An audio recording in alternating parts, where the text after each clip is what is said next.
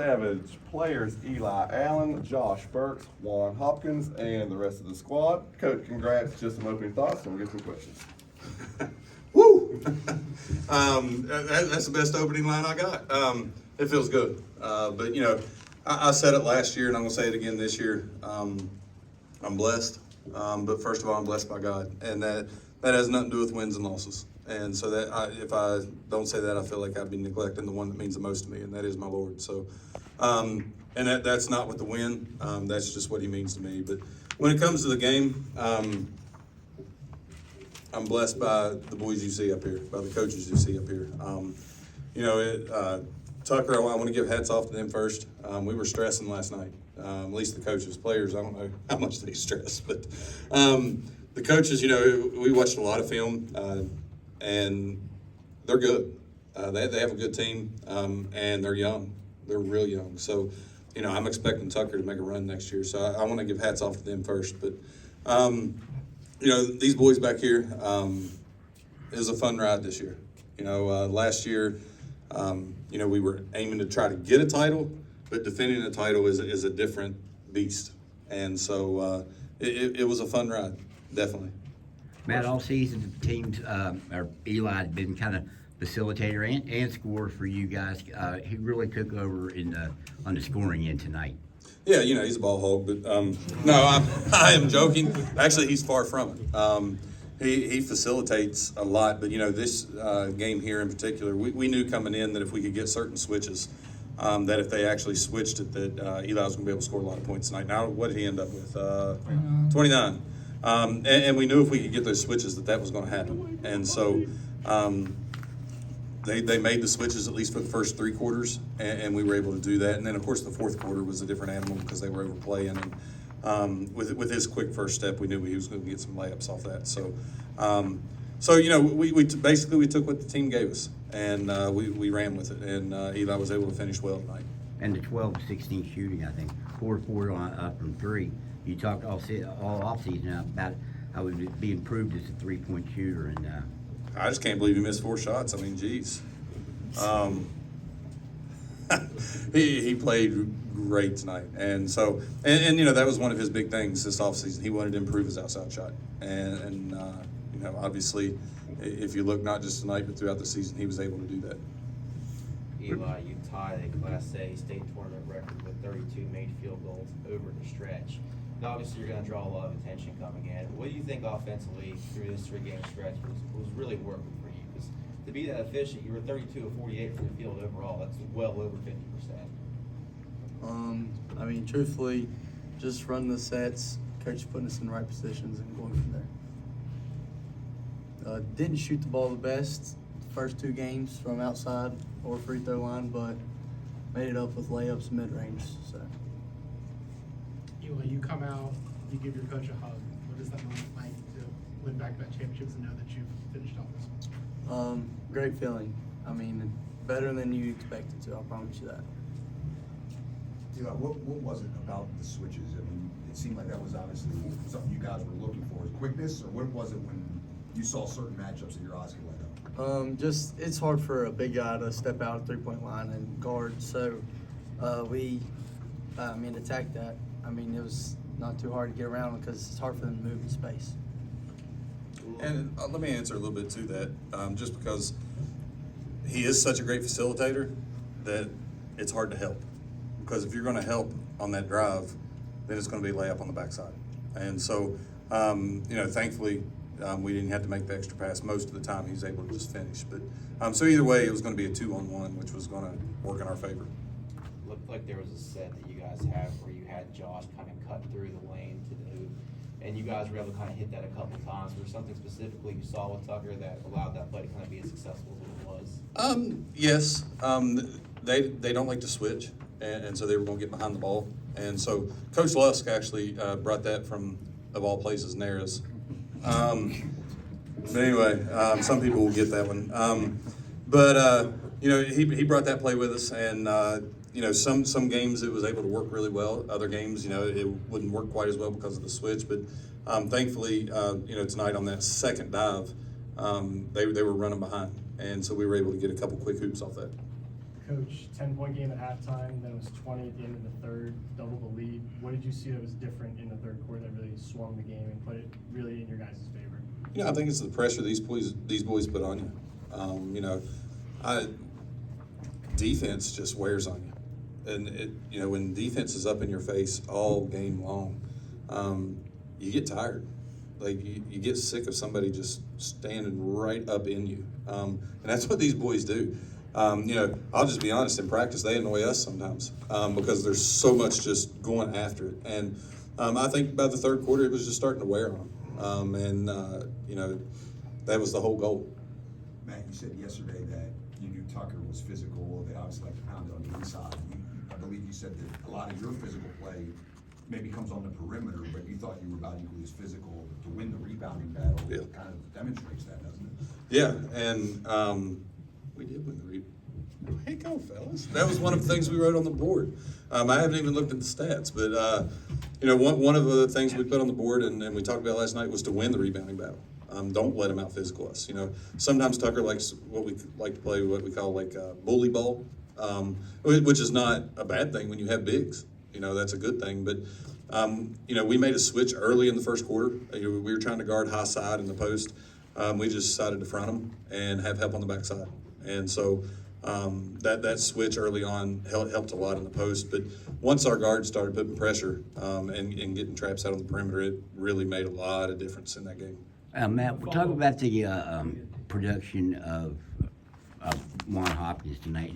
And all season, I mean, he's come through, but tonight, 8 points, really when you needed him early in the game, 7 rebounds. Juan played huge tonight. You know, because sometimes, you know, we have a certain, I'm not going to say a sub schedule, but we have certain things we do. And then usually about the 3-4 minute mark, Juan's going to come out and Owen's going in. And tonight it was like, well, why would you take him out? Oh my gosh. I mean, Juan was playing great on that backside. And so we told Juan before the game started, they leave the backside open a lot on the offensive end when they help over and to exploit that. And he definitely did it. He executed that to perfection tonight. What was it like there in the paint going up against Tucker again? It was hard for the first half wasn't really hard. They were leaving the backside. They're leaving the backside open the whole time, and when they did try to box me out, I would maneuver around them and palm position easily. Juan, you were obviously a guy that I believe you were part of the team last year. This is your first year playing organized basketball, isn't it? Yeah. Talk about kind of coming in here to a defending state champion and kind of giving them the minutes they need, because I think you're expected to be a bit of end of the bench guy, and you slot to the starting 5 of defending state champions.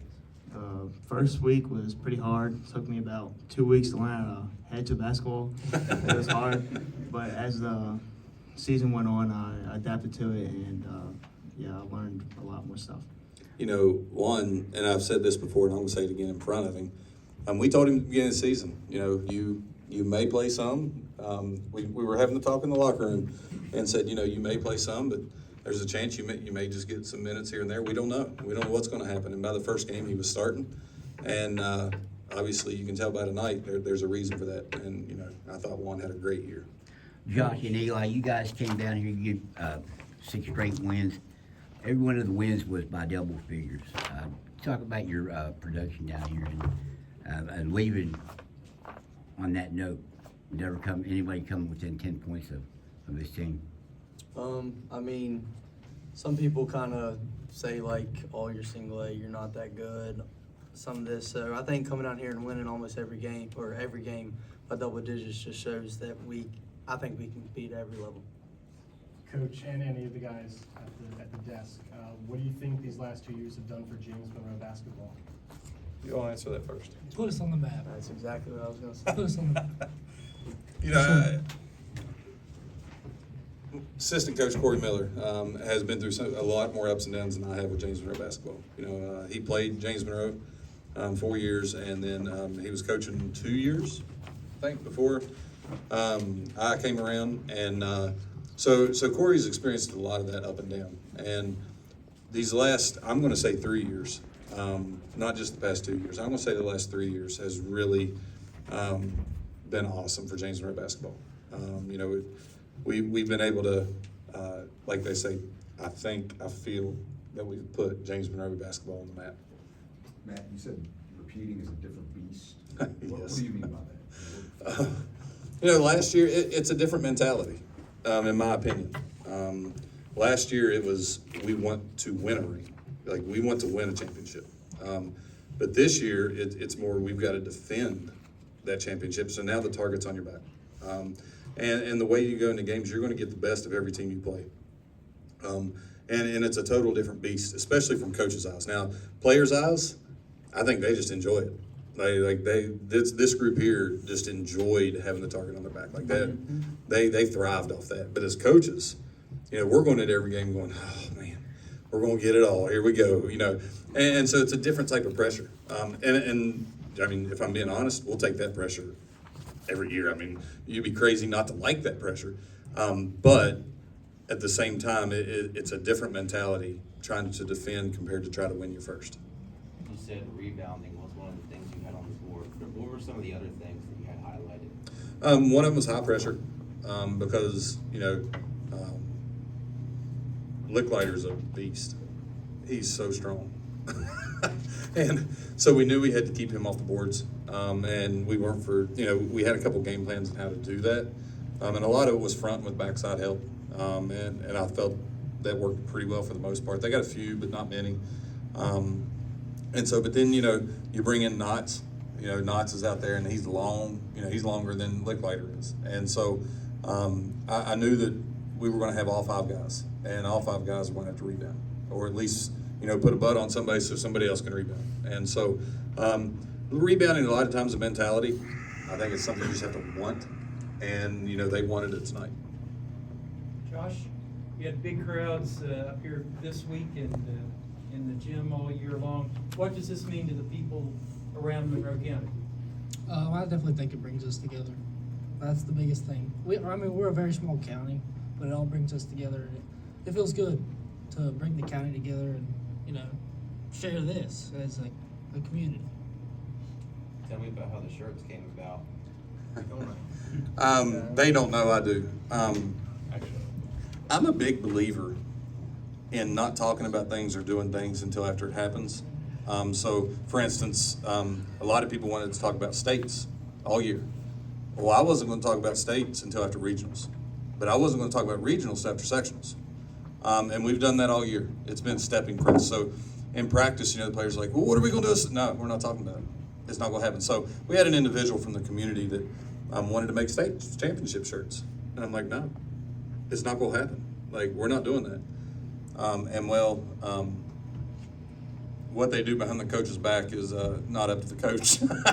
So that's how it came about. It was not our decision for sure.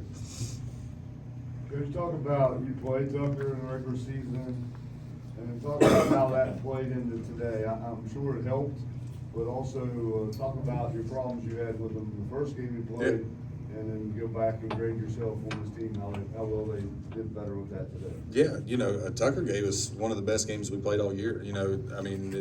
They gave us a run up at Tyler Consolidated, and it's a good and a bad thing. It can be good because you get a feel for your opponent, but it can be bad because they get a feel for you. So you never know which way it's going to work. But the good thing is you're able to make adjustments from what you did the first time. And the first time we actually, at the Tyler Consolidated tournament, changed our defense completely because of the Tyler Consolidated tournament. Clay Battelle and Tucker both gave us reasons to change up our defense. And so the first time we played them, there was not a lot of ball pressure. We were kind of hanging back and trying to get traps low instead of high. And we knew against teams like that, you can't do that. They're just too good. And so we changed our mentality on defense completely at that tournament for the rest of the season, and it kind of drove us to where we are. Can you elaborate a little bit more on that? You probably don't want to go too deep in this game, so I know you talked a little bit about the traps. Well, I can go pretty deep because each year our goal is to adjust to what we have. Every year you can't run the defense you ran last year. The defense this year is completely different from last year. Sometimes it looks similar, but it's actually completely different, what we're doing with it. So, this team is so quick. And not just quick, but they're 100% effort. And most of the time it's 100% right effort.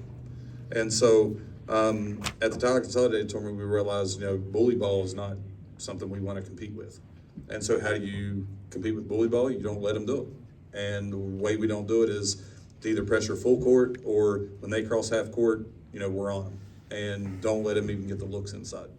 And so we went with high pressure instead of low pressure, where last season it was more low pressure instead of high. And, these boys, all compliments to them. I'd like to say it's all coaching, but that's probably about, 5% of it. The other 95% is how they execute it. And they execute that high pressure just, like I said, they get to the point, we had a couple games, I'm not going to talk about teams, but we had a couple games, it was like hot potato. They didn't want the ball because they knew what was coming. And that's a good feeling as a coach to see that. Coach, y'all played a real tough schedule this year. You saw Tyler Consolidated, Boardman, Blue a couple of times. How do you think those games helped you in this order? It helped a lot. But first of all, those were fun games. Even though we lost 2 of them, they'll even say this, that those were 2 of the, most fun games we played all year, if that's the correct English. I'm not an English major, but, those were fun, and it leads you up to where you are. We wanted to play a tough schedule this year, and by the way, that was the request of these boys. That was not, Coach Lusk wasn't here at the time, but that was not Coach Miller and I deciding that, hey, let's play a tough schedule this year. That'll be fun. It was these boys saying, Coach, we want to play tough. Let's go. And so we picked up the best schedule we could for that, and it definitely worked our advantage down here. Eli and Josh, to go out as 2-time defending state champions, to be part of the group that brings the program its first 2 titles, what does that mean to you guys? You got this. I don't know. I'm speechless. I really don't know. I mean, it's definitely a great feeling, but I'm just speechless. If you would have told me that I was doing this as a freshman, getting our butts kicked almost every single game, and then my junior and senior year, I'm going to be bringing back state titles, I would have laughed in your face and told you you're funny. But it's another feeling. I'll speak as an older person. I won't speak age, but 20 years from now, they're going to know what it means. That's my philosophy on that. Right now it's fun. Hey, yeah, we won a state championship. It means a lot, but in 20 years, they'll get it, and it's going to mean a lot. Any further questions? All right, back-to-back state champs, congrats. Before you cut this off, thank you all. I know media sometimes does not get Joe, props. Greg, Dave, You all do wonders Wally, for us, and we appreciate Howard. that, so thank you all. Thanks, guys. Those cards, y'all take home.